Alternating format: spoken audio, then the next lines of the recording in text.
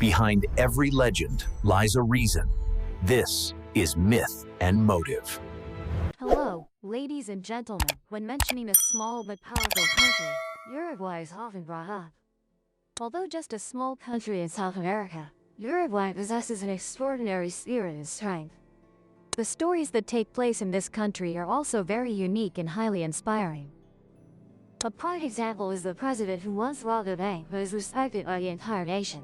The way the Uruguayan government is working to bring a prosperous and happy life to its people is truly admirable and worth learning from.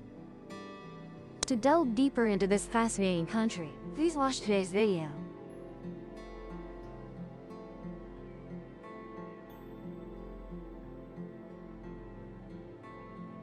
Uruguay is a South American country with an area of 176,215 square kilometers and an estimated population of about 3. Originating from the capital Montevideo, which was built from the early 18th century, the Uruguay River forms the natural border between Uruguay and Argentina. Thus, the name of the country by the Uruguay River also originates from here. Uruguay shares borders with Argentina and Brazil. Located on a peninsula with 3 sides facing the sea. To the east is the salt water of the Atlantic Ocean, to the west and south is fresh water from the Plata and Uruguay rivers.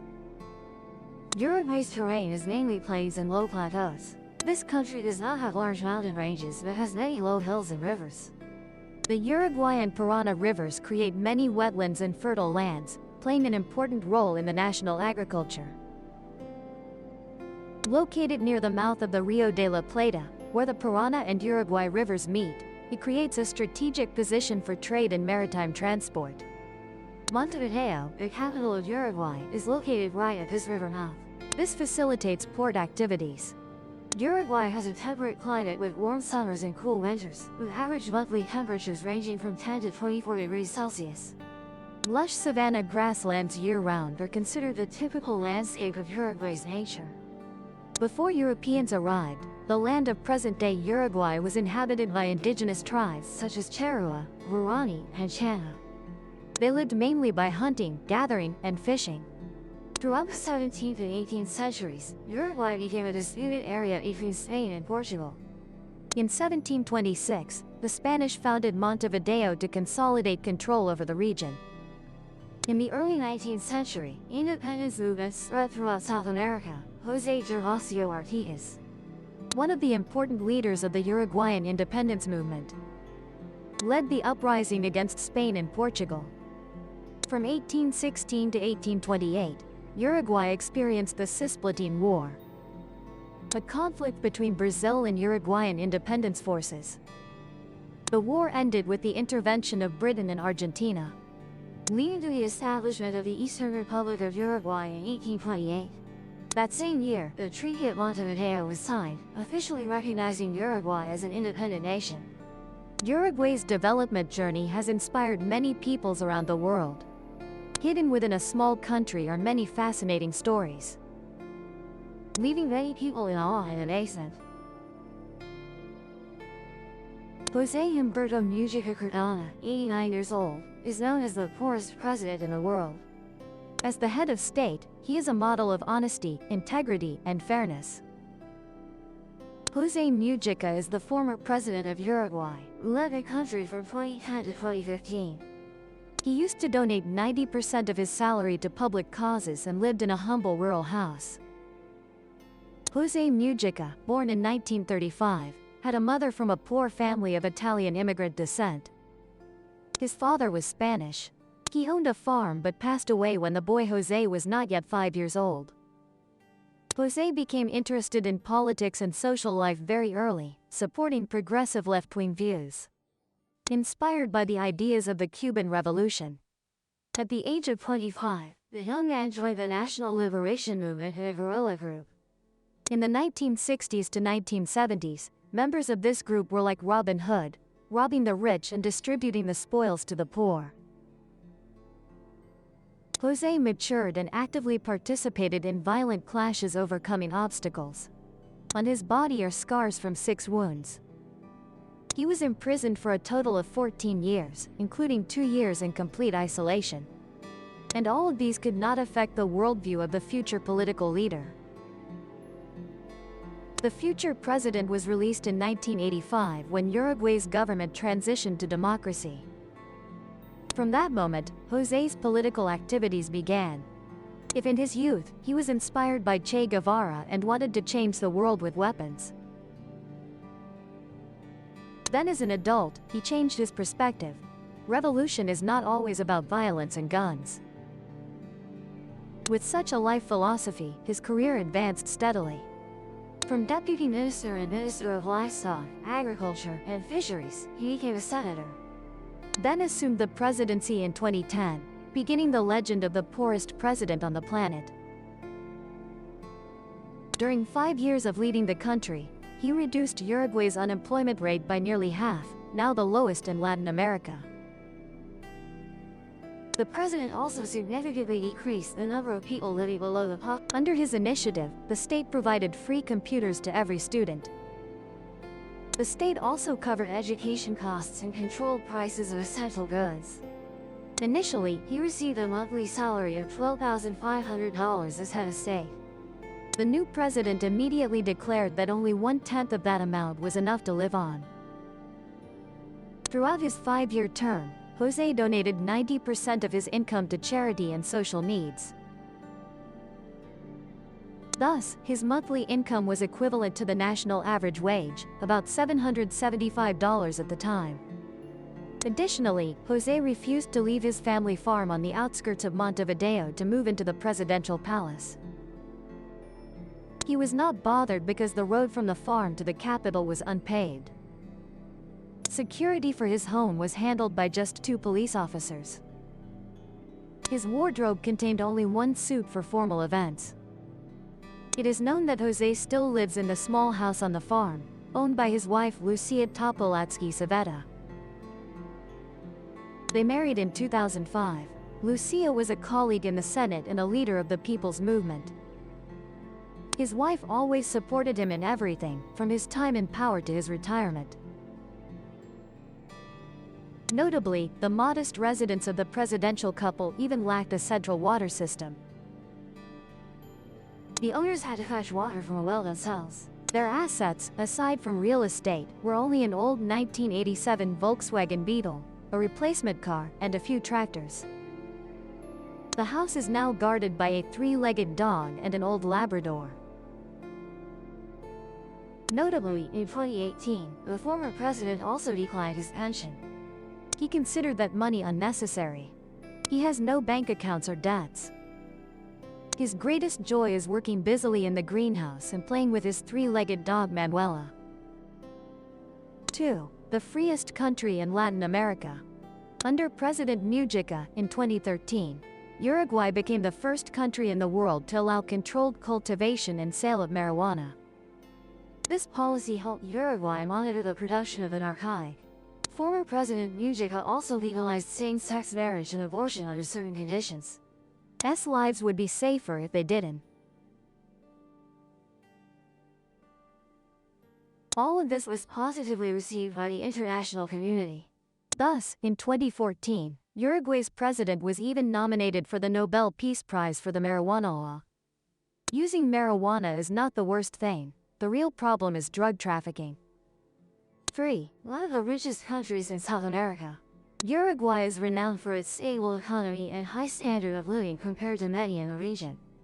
The quality of life for its citizens is ensured by a strong social welfare system. This includes high-quality healthcare and education, along with political stability and social security. Rated as the least corrupt country in Latin America, Uruguay also leads in democracy, peace, and press freedom indices in the region. Uruguay's military actively participates in UN peacekeeping missions and is little affected by terrorism. Moreover, Uruguay is one of the top countries for economic freedom, income equality, and attracting foreign direct investment. With its quality and safe living environment, Uruguay attracts many immigrants and tourists. 4. The mysterious story of the strange river Rio de la Plata. Geographers argue that Rio de la Plata is not a river but the estuary where the Uruguay and Parana rivers flow into the sea. But in Argentina and Uruguay, it is often considered a river, starting where the two rivers meet and flowing into the Atlantic Ocean. For those who consider the Rio de la Plata a river, it is the widest river in the world, with a width of up to 220 kilometers. For others, it is the widest estuary in the world. The Rio de la Plata was first discovered by the Spanish explorer Joan Diaz de Solís in 1516. During his journey, he was searching for a sea route connecting the Atlantic and Pacific Oceans. The name Rio de la Plata, as it is known today, was given by the explorer Sebastián Cabot when he studied the hydrology of the river and its tributaries in the 1520s. Its name originates from a legend about Sierra del Plata, or the Silver Mountain. The legend tells that, from the early 16th century, survivors from Joan Diaz de Solís's expedition heard the indigenous evil story of a silver mountain on an island ruled by a white king.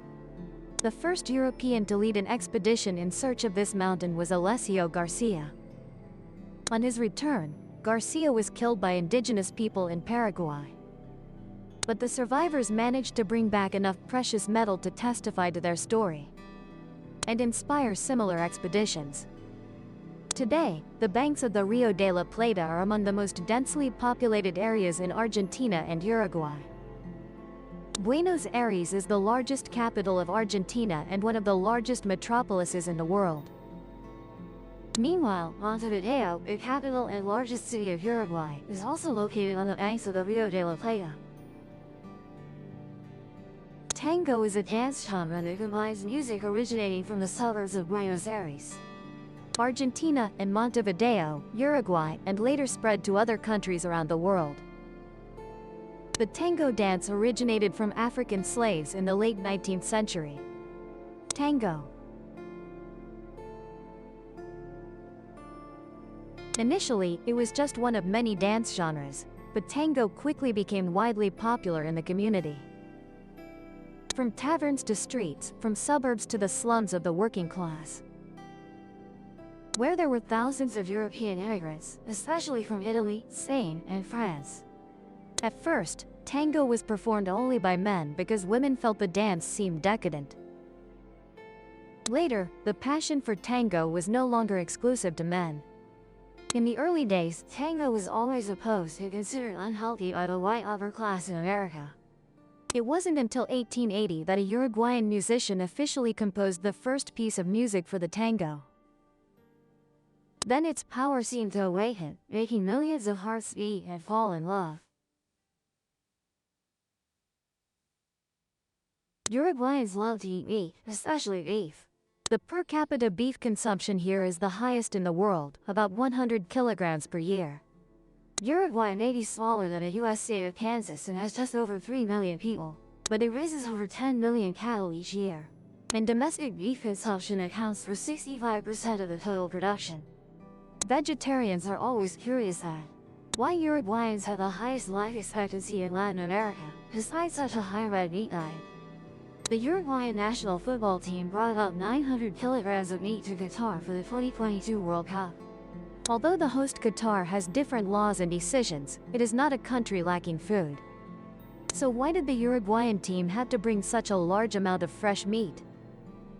According to the president of the Uruguayan Football Association, Ignacio Alonso, this over 900 kilograms of meat had a special mission at the 2020. The national team is being provided with the best nutrition.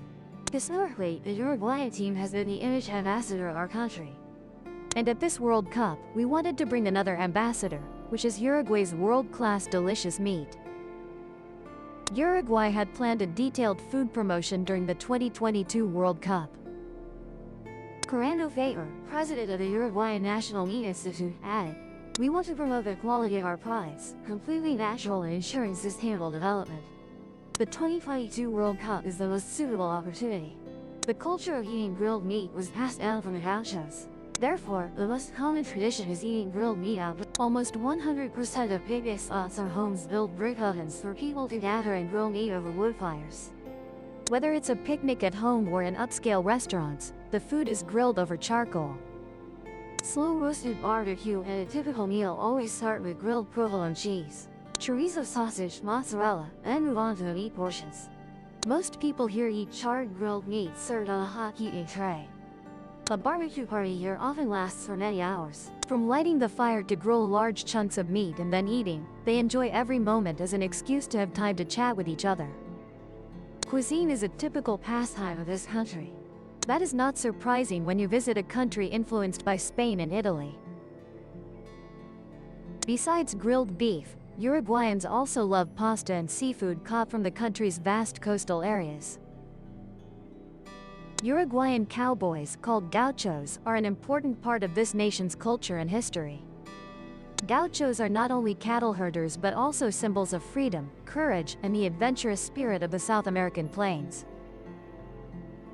Gauchos emerged in the 18th century, when Spaniards and indigenous people began raising cattle on the plains of Uruguay, Argentina, and southern Brazil. Gauchos played a crucial role in Uruguay's War of Independence from Spain and Brazil, known for their excellent riding and fighting skills.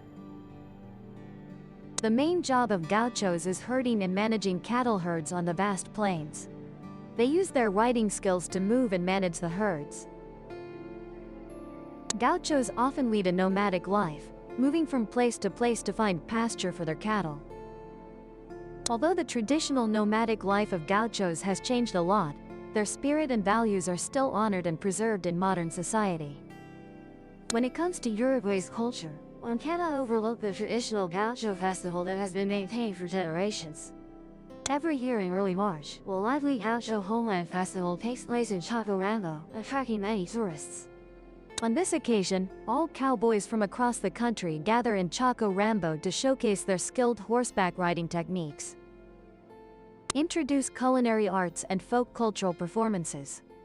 Not only do they share a border, but Uruguayan and Argentine cultures have many points of intersection. The most obvious similarities being the tango rhythm in this gaucho tradition. 8. The capital Montevideo contains half of the country's population.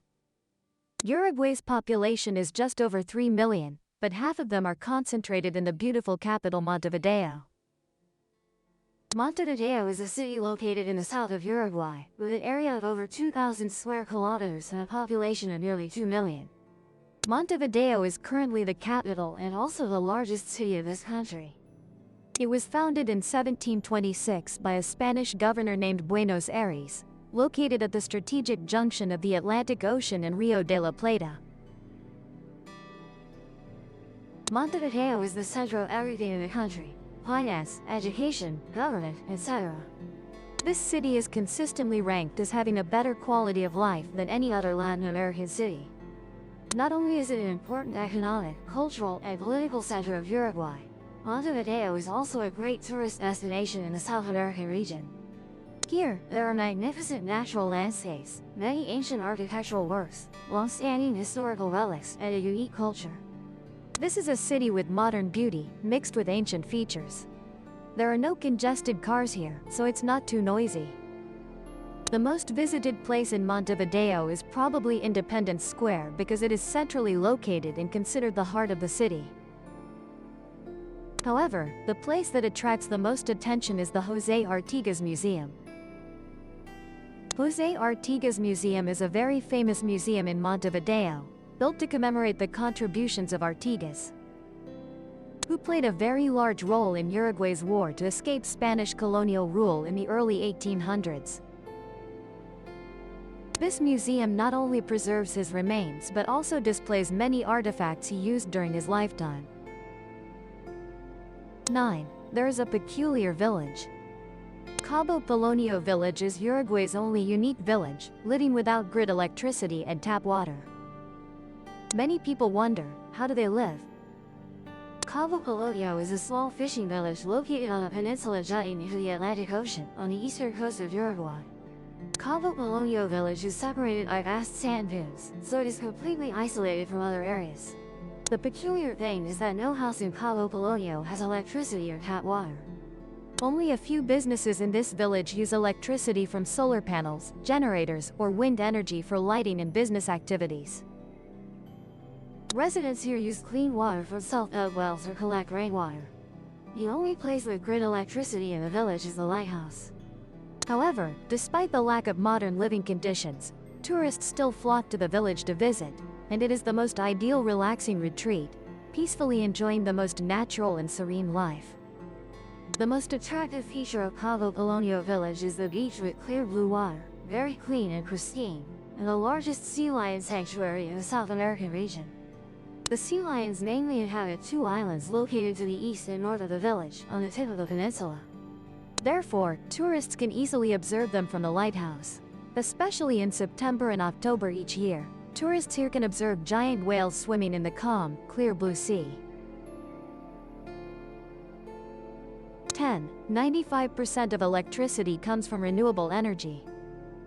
In the early 21st century, oil still accounted for 27% of Uruguay's imports, and a new pipeline is starting to supply gas from Argentina to this country. At that time, fossil fuel prices increased globally. After a period of fluctuations, by the end of 2001, crude oil prices hit a low of $20 per barrel. But in the following 6 years, prices tripled before a new oil shock pushed them past 1970s levels, reaching a record $145 per barrel on July 3, 2008. Uruguay, as an oil importing country, faced problems. Domestic energy demand had increased by 8.4% the previous year, causing difficulty. With no alternatives, then-President Tabaré Vázquez, who passed away in 2020, was forced to buy energy from neighboring countries at high prices. Although Argentina, Uruguay, and Paraguay had an agreement to support each other in emergencies. To escape the difficult situation, President Vázquez quickly consulted physicist Ramón Méndez Galhane, who helped create one of the world's cleanest energy networks. Today, Uruguay has almost eliminated fossil fuels in electricity generation. Depending on weather conditions, about 90 to 95% of Uruguay's energy comes from renewable sources. In some years, this figure has reached 98%. Currently, Uruguay's largest import item is wind turbines, ready to be installed at ports across the country. Biomass fuel and solar energy are also being promoted. Combined with existing hydropower, renewable energy accounts for 55% of Uruguay's total energy supply, including energy for transportation, while the global average is 12%. Thanks to this, Uruguay is recognized for its progress in reducing carbon emissions in the economy. The World Bank, the Economic Commission for Latin America and the Caribbean, and the World Wildlife Fund, WWF, have listed Uruguay among the leading countries in green energy. In an increasingly complex global context, Uruguay continues to be a symbol of stability and progress in South America. It is no coincidence that this country is seen as a shining gem in the region. From the unique combination of natural beauty, distinctive culture, and political stability, to the spirit of innovation and human development, creating a unique and worth experiencing Uruguay. This video ends here. Thank you all for your support. Don. Goodbye and see you again. Subscribe to the Guy and Ego channel to not miss exciting videos. If the legend hooked you, subscribe and open the next case.